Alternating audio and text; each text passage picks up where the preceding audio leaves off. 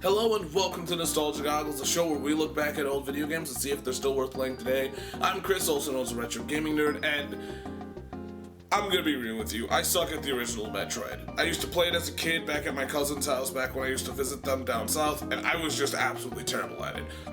They had other games, mind you, Mario 3, Zelda. I absolutely loved them. Hell, I even figured out Zelda, but for some reason I couldn't figure out Metroid, which really sucked. I didn't beat Metroid back in the day. With that being said, there's a remake which is called Metroid Zero Mission, and that's the game we're looking at today, to see if it's actually worth playing.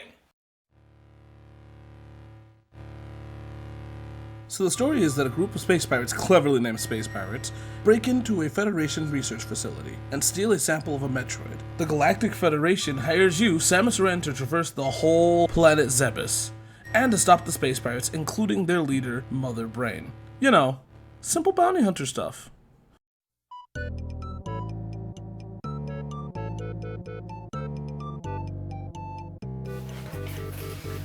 Hey, Future Chris here. So I'm just apologizing for how rough that intro was. I know that the transitions were terrible, and I'm deeply sorry. I'm deeply sorry about the other things that happened in this video as well, like its poor lighting, and also me making mistakes.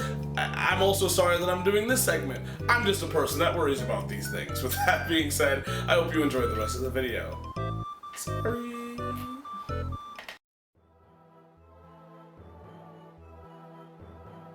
So the original Metroid is kind of rough, and this remake sets out to fix the roughness through extensive quality of life changes that makes it feel more like a new entry in the franchise rather than a remake. Some of these quality of life changes include actually having a map, Chozo statues give you guidance, as well as healing. The power grip returns from Metroid Fusion so you can climb walls and ledges. The wall jump from Super Metroid returns, and mini bosses have been added, as well as the physics being adjusted so that Samus's jumps are more grounded and less floaty. There's a lot more quality of life changes, but I'm not going to go through them all. Despite all these quality of life changes, it's still the same Metroid. Technically. There is some content that has been added, but that's more of getting into the spoiler territory. But enough about the gameplay. How does the game present itself? The developers outdid themselves with phenomenal sprite work and unique and colorful backgrounds that are distinct enough so that you don't get lost, with adding new and beautiful cutscenes, and the updated, more modern depiction of certain characters, accompanied with an incredible soundtrack. This culminates into a stunning remake that deserves your attention. But none of this is really important if you couldn't get your hands on the game.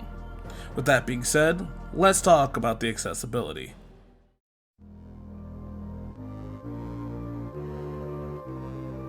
Right now, as of recording, on eBay you can get a loose cartridge of Metroid Zero Mission for about $40 to $90. There are cheaper options, but those come with a risk. The risk with these is that maybe the battery may not work, or it may be a bootleg cartridge. If it is a bootleg cartridge, there's not really much you can do about it. If it's a battery problem, at least you can replace those yourself. Or, going to a retro gaming store, most of them do gaming repair for a small fee. Now, if you're trying to get this game in box, it goes for about $150 to $340. And last but not least, there's the Wii U eShop. Now, I have no clue how long this is going to last for, since the Wii U is kind of old. But if you are going to purchase it, purchasing it now is a great option, as it only goes for about $10. Now on to the goods and the bads. So normally for the show, the goods is more of a TLDR, too long didn't read kind of situation. In this review, I feel like I did a pretty good job at talking about all the things that I do like about this game. So I don't really feel like it's necessary to just repeat it, So I don't really have a good section without repeating what I say to an obnoxious degree. With that being said, let's move on to the bads. There's no honest problem with the game itself. The worst thing about it is that this game isn't as accessible as it should be. I know there's not much that anyone could really do about it, but I do wish that Nintendo would acknowledge more games like this. I feel like the Game Boy Advance games are very hard to get your hands on and play today without actually owning, a Game Boy Advance. With that being said, I wish Nintendo would do more to push games like this, especially since there's a lot of Game Boy Advance games that should still be played to this day. It's just, you gotta buy a whole ass Game Boy, and not everybody's into that. So I really wish Nintendo would probably do something like set out more collections or have a Game Boy Advanced emulator on the Wii U. At the end of the day, that's the real bad with this game, is that it's just hard, to get and play. In other words, like the good section, I really don't have much to say. With that being said, let's go to the final thoughts.